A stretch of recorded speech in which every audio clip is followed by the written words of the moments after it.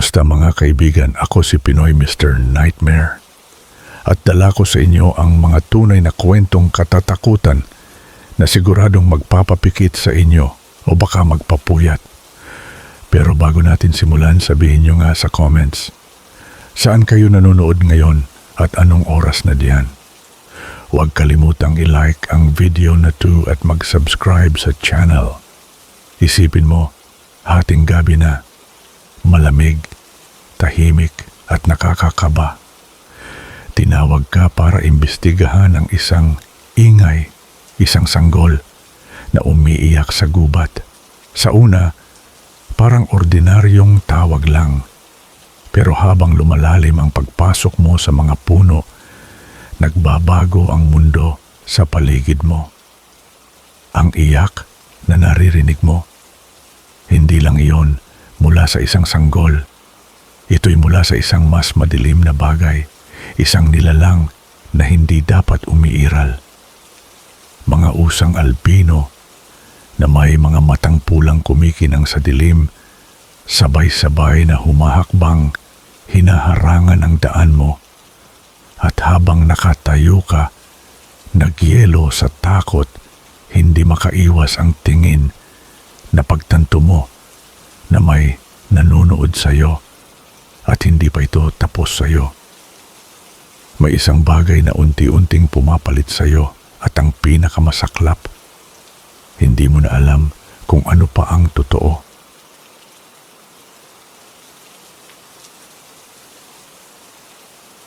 Ako ay nagtatrabaho sa night shift sa isang maliit na istasyon ng TV sa rural na Montana. Hindi ito kagandahan. Sa totoo lang, nakakabagot ang trabaho ko.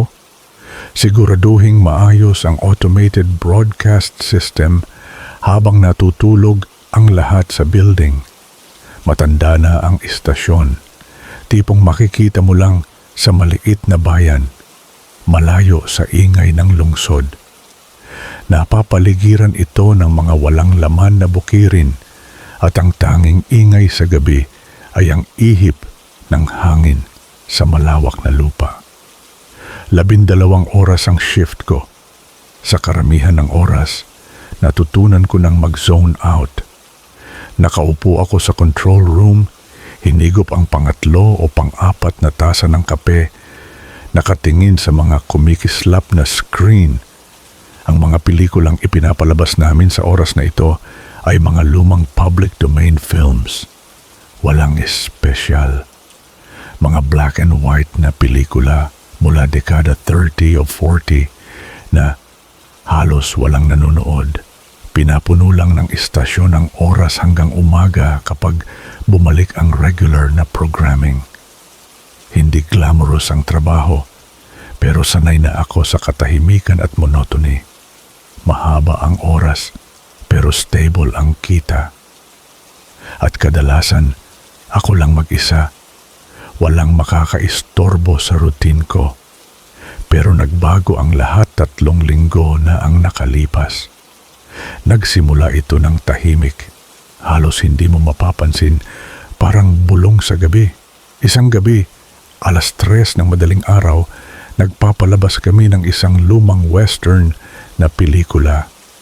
Paulit-ulit ko na itong napapanood, kaya hindi ko na masyado pinapansin.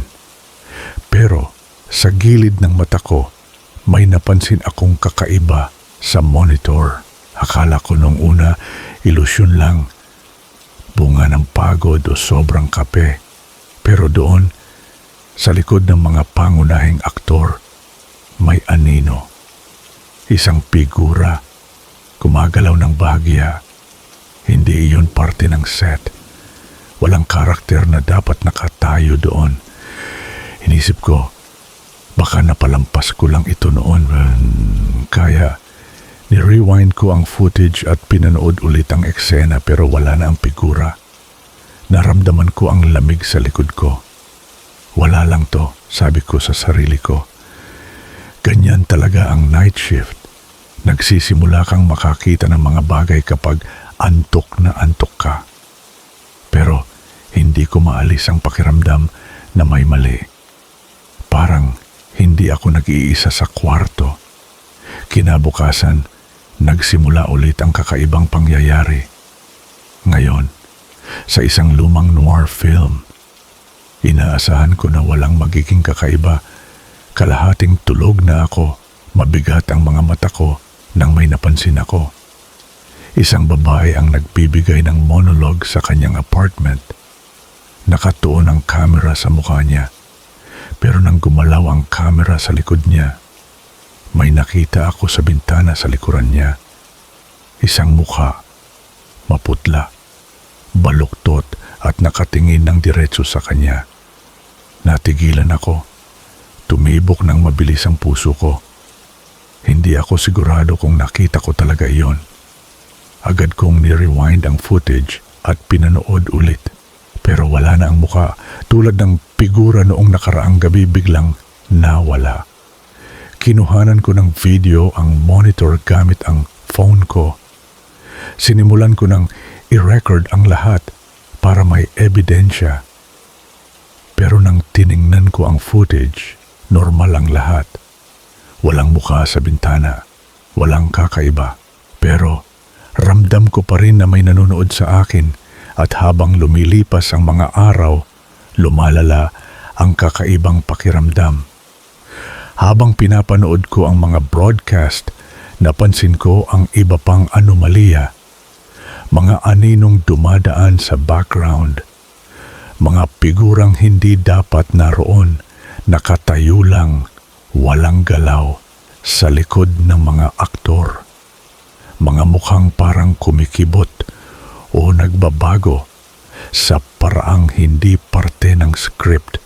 Patuloy akong nagre-record, umaasang makakahanap ng paliwanag, pero tuwing titingnan ko ang mga recording, wala akong makitang kakaiba. Sa live feed lang, sa mismong sandali, lumalabas ang mga kakaibang ito. Lumalakas ang takot ko. Nagsimula akong maging paranoid. Parang nawawala ang hawak ko sa realidad. Sinabi ko sa sarili ko na pagod lang ako. Pero sa kaibuturan, alam ko na may mali. Hindi ko na kaya na pangbalewalain ito. Isang gabi, ipinalabas namin ang Night of the Living Dead, isang classic horror film na madalas naming pinapakita sa 3:00 ng madaling araw. Grainy ang pelikula, pamilyar. Napapanood ko na ito ng ilang beses. Pero ngayong gabi, kalagitnaan ng pelikula, may nangyari na nagpatigil sa akin.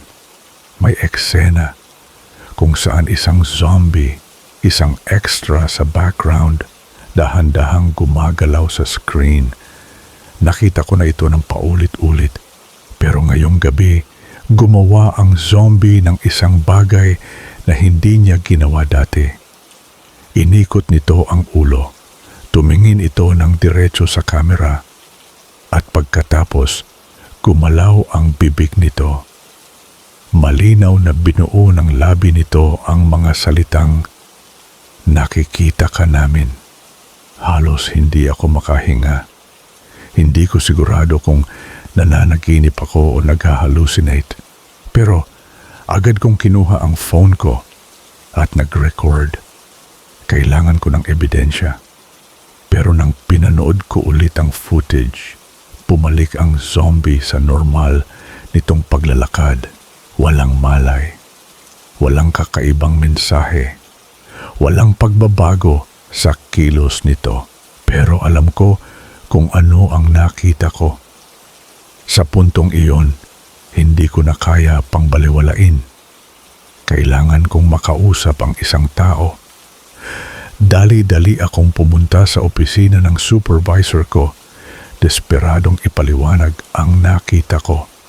Akala ko, seryosohin niya ako. Pero tinawanan niya lang ako. Classic night shift paranoia, sabi niya. Pagod ka lang. Guni-guni mo lang yan. Kulang ka sa sunlight. Mag-vitamin D ka nga. Gusto kong sumigaw. Sabihing totoo ito. Hindi ko ito iniimbento.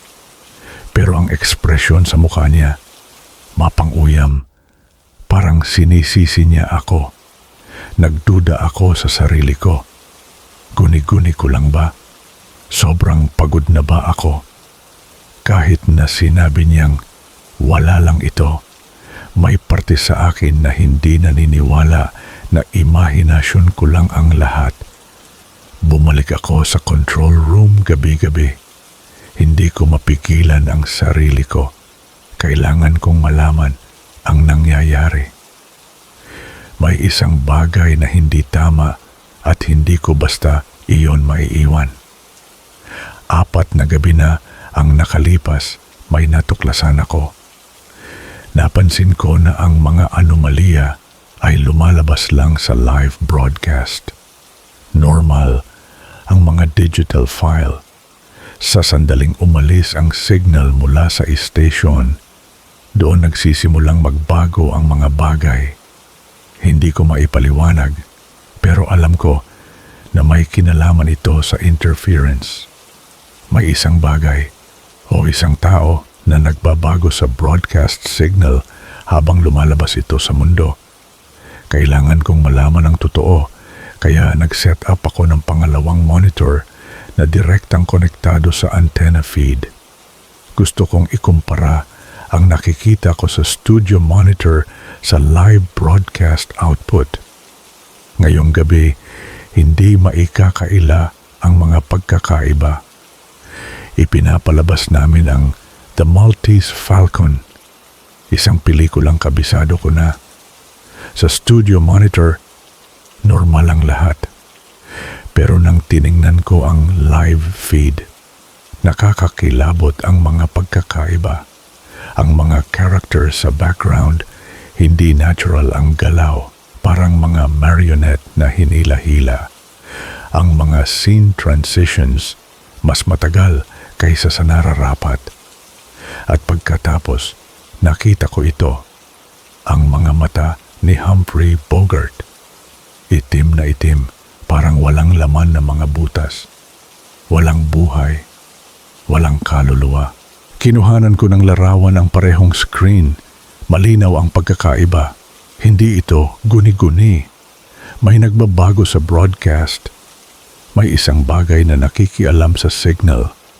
Pinakita ko ang mga larawan sa supervisor ko pero ayaw niyang tanggapin. Glitch lang sa system, sabi niya. Wala kang dapat ikatakot. Pero alam ko na mali ang lahat. Hindi ito basta technical na problema. Nagbabago ang broadcast. Hindi na pareho ang mga pelikula at mas masahol pa, pakiramdam ko, hindi lang ako ang apektado nito. Isang gabi, nagdesisyon akong magtagal pagkatapos ng shift ko para makausap ang morning crew. Kailangan kong sabihin kahit kanino. Pero pagdating ng morning shift manager, parang estranghero ang tingin niya sa akin. Alex, anong ginagawa mo dito? Hindi ka naka-schedule hanggang gabi. Natigilan ako. Katatapos ko lang ng shift ko. Nandito ako buong gabi. May ebidensya ako. Mga larawan, recording. Pero nang tiningnan niya ang schedule sa tablet niya, may ipinakita siya sa akin na nagpabagsak ng sikmura ko. Ayon sa record, hindi ako nagtrabaho kahit isang gabi sa nakaraang 2 linggo. Sinubukan kong ipakita ang mga larawan sa phone ko, pero nang tiningnan ko, wala na ang mga iyon. Nawala ang lahat. Ang mga recording, mga larawan, lahat ng nadokumentuhan ko, parang hindi kailanman umiral. Ang tanging natira ay isang text message na ipinadala ko sa sarili ko 3:17 ng madaling araw noong nakaraang gabi. Nakasulat, pinapalitan na tayo isa-isa. Hindi ko matandaan na ipinadala ko iyon. Umalis ako sa istasyon, nalilito at natatakot. Parang umiikot ang isip ko at mali ang lahat. Pagdating ko sa bahay, sinubukan kong buksan ang pinto ko pero hindi magkasya ang susi. Pagkatapos ng ilang pagsubok, lumabas ang kapitbahay ko at tinanong kung kailangan ko ng tulong. "Hinintay mo ba si Alex?" tanong niya nalilito. "Lumipat na siya, 2 linggo na ang nakalipas. Kaibigan mo ba siya?" Nakatayo ako doon tulala. Paano niya ako hindi makikilala? 3 taon na kaming magkapit-bahay. Ngayon, nakaupo ako sa isang motel room. Nagtatype nito sa laptop na binili ko ngayong araw. May nangyayari, isang bagay na kumakalat. Hindi lang ang mga pelikula ang naaapektuhan ng broadcast. Nagbabago rin ang realidad mismo. Mamaya, 3:00 ng madaling araw, maglalabas ulit ang broadcast. Lahat ng television sa bayan ay magpapalabas ng parehong public domain movie slot tulad ng bawat gabi. At alam ko sa kaibuturan na may nanonood mula sa mga screen na iyon. Kung nakatira ka sa isang maliit na bayan na may lokal na istasyon ng TV, pakikalmahan mo ako. Huwag kang manood ng kahit ano sa 3:00 ng madaling araw ngayong gabi. At kung makakita ka ng isang taong kamukha mo na naglalakad-lakad, tumakbo ka.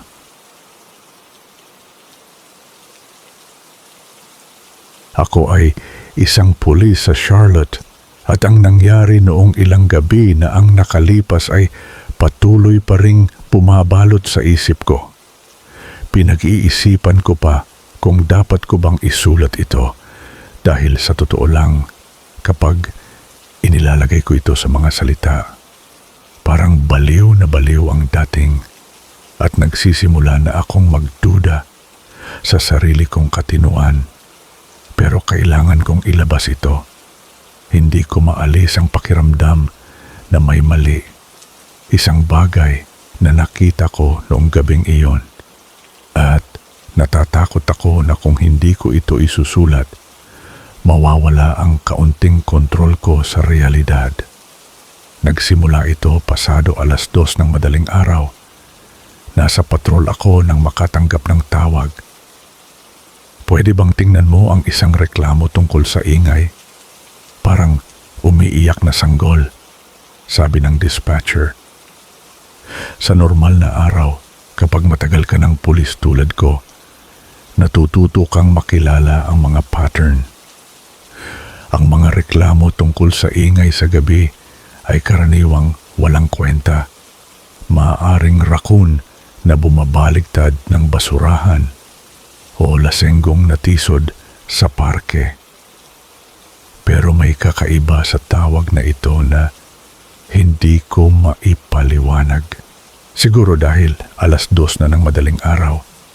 Siguro dahil sa nabanggit na sanggol na agad na nagpaalala sa akin ng aking anak na babae na halos kasing edad pa ng isang bagong panganak noon. Ang tawag ay galing sa gubat na malapit sa isang lumang substation ng Duke Energy. Matagal nang nakabakod ang lugar na iyon. Kilala ko ang lugar. Makapal ang gubat, puno ng mga puno at damo. Hindi ito lugar para sa mga pamilyang maglalakad o magpapahinga. Isa itong lugar kung saan minsan nagkakampo ang mga walang tirahan. Madalas, may naririnig na kakaibang ingay doon. Mga fox, bobcat o hangin lang. Ang gubat ay kayang maglaro sa isip mo sa gabi. Pero isang sanggol, walang kwenta iyon. Walang binigay na pangalan ang dispatcher. Sabi lang, galing ang iyak sa kailaliman ng mga puno. Malabo ang ulat, isa sa mga tawag na hindi mo inaasahan na magkakaroon ng laman. Naisip ko, titingnan ko na lang.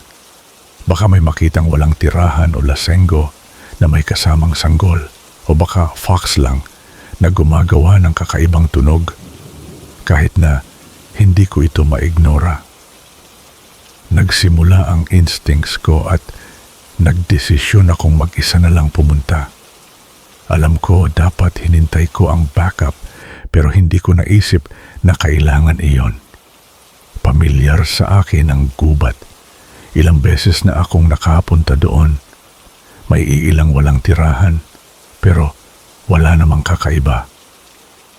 Ipinark ko ang cruiser sa gilid ng kalsada at naglakad papasok sa gubat. Malamig ang hangin, mas malamig kaysa sa nararapat para sa isang gabi sa Charlotte noong Abril.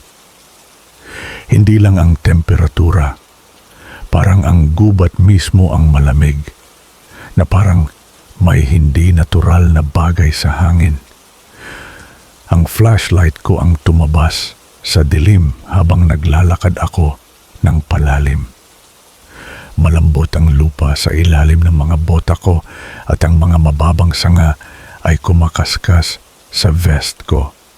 Habang naglalakad, lalong dumidilim ang gubat. Parang nilulunok ako ng mga puno. Narinig ko ulit ang iyak. Wah! Mahina, malayo, pero malinaw na iyak ng sanggol. Bumagsak ang puso ko. Malayo ang tunog pero totoong-totoo, napakalinaw. Parang iyak ng bagong panganak.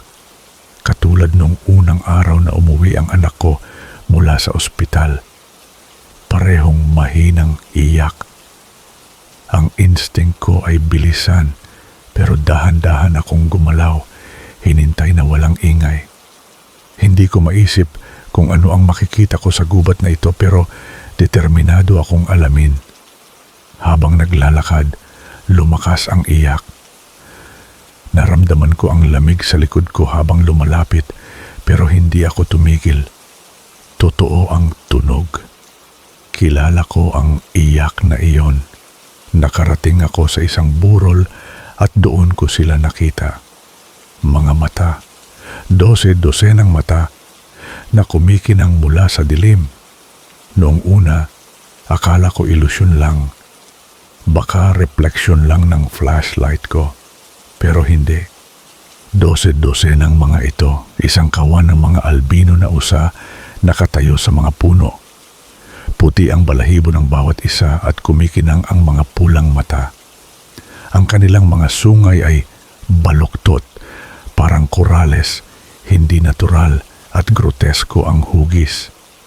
Nakatayo sila, hindi gumagalaw, nagyelo sa kanilang pwesto. Hinintay ako. Tumigil ako. Pumintig ang puso ko. Hindi ako makapaniwala sa nakikita ko. Parang hinintay nila ako. Tinititigan ako ng sabay-sabay. Hindi sila gumalaw, hindi natakot. Tinitigan lang nila ako. Pero may mali. Ang paraan ng pagkakatayo nila. Hindi sila kumilos tulad ng normal na usa. Hindi sila natakot. Hindi sila tumakbo. Hindi rin sila kumakain. Nakatayo lang sila parang mga estatwa na parang nanonood. Naramdaman ko ang kaba sa tiyan ko. May malalim na mali sa nangyayari. Hindi lang ang hitsura nila. May kakaiba sa paraan ng pagkakatayo nila. Masyado silang matangkad. Masyadong mahaba ang mga paa. Ang isa sa kanila ay may mga paa na baluktot sa maling paraan. Parang hindi tama ang pagkakatahi. Mali ang mga kasukasuan. At sa gitna ng kawan, may isang mas maliit na usa, babae. Humakbang siya mula sa grupo. Gumalaw na parang may layunin, na parang bahagi ng isang sinaunang ritual. Kumikinang ang mga mata niya, tulad ng iba. Pero ang mukha niya, ang ekspresyon, hindi natural. At pagkatapos, binuka niya ang kanyang bibig. Hindi binubuka ng usa ang bibig ng ganoon. Hindi kaya ng usa, pero ito, binuka niya ang bibig ng sobrang lapad, imposibleng lapad. At mula roon ay nanggaling ang iyak ng sanggol. Wah! Wah! Iyon ang eksaktong tunog na narinig ko mula nang pumasok ako sa gubat. Pero ngayon, galing ito sa kanya.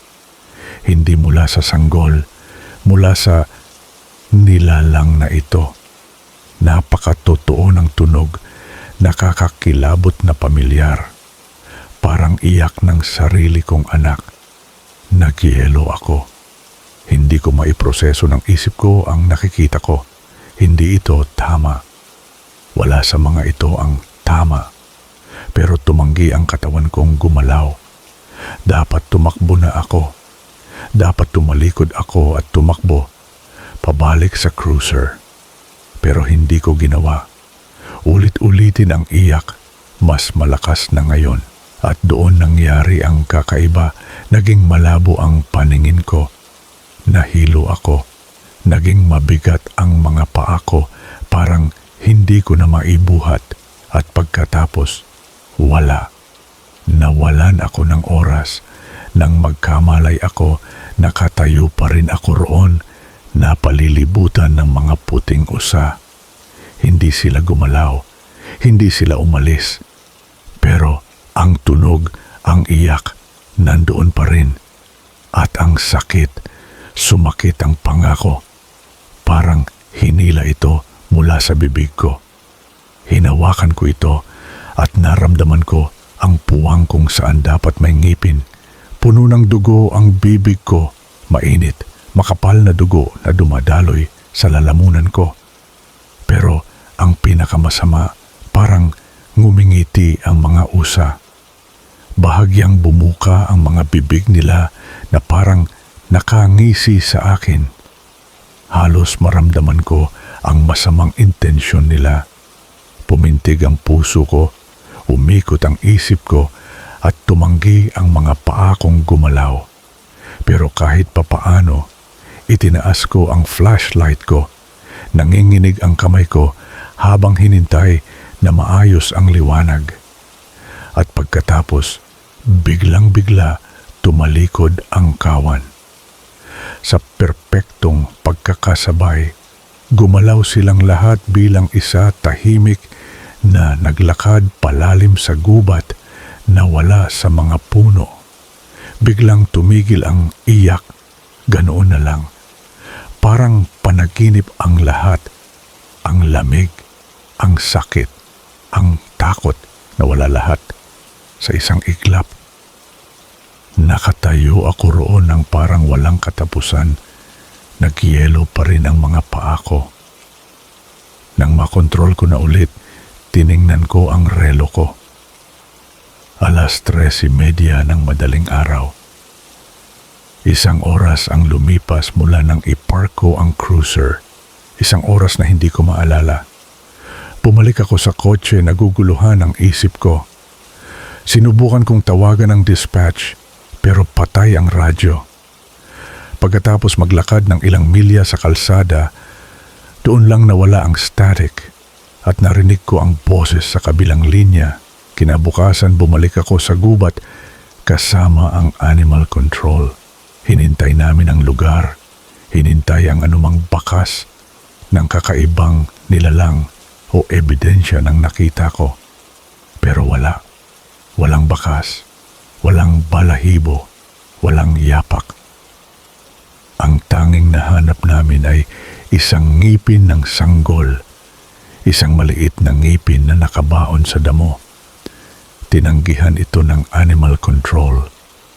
Baka nawala lang ang isang sanggol sa gubat, sabi niya, habang itinapon ang ngipin sa gubat na parang walang kwenta. Hindi ko alam kung bakit, pero hindi ko ito maiwan doon. Kinuha ko ito at dinala sa bahay. Doon nagbago ang lahat. Mula nang dalhin ko ang ngiping iyon sa bahay, nakikita ko sila, ang mga puting usa. Nasa bakuran ko sila sa gabi. Pinapanood ako. Nakatayo sila sa dulo ng mga puno, kumikinang ang mga pulang mata sa dilim. Kapag nagmamaneho ako sa patrol, tumatakbo sila sa harap ng kotse ko. Pinipilit akong magpreno ng malakas. At naririnig ko ang iyak ng sanggol. Umaling-aungaw ito mula sa gubat sa likod ng bahay ko. Naririnig ko ito sa mga tahimik na sandali bago ako makatulog. Naririnig ko ito kapag nagha-hiking ako. 200 milya ang layo mula sa bahay ko. Pero ang pinakamasama, wala akong sanggol. 14 na taong gulang ang anak ko. Hindi siya nakatira sa akin. At ang ngipin, ang kinuha ko mula sa gubat, nawala, naglaho. Hinintay ko kahit saan, pero wala na ito. Ngayon, habang nakaupo ako rito, pinapanood ang mga security camera sa paligid ng bahay ko, nakikita ko sila. Nasa bakuran ko ang mga puting usa, pero hindi na sila tahimik. Sumisigaw sila. At hindi ito iyak ng sanggol. Iyak ko ito.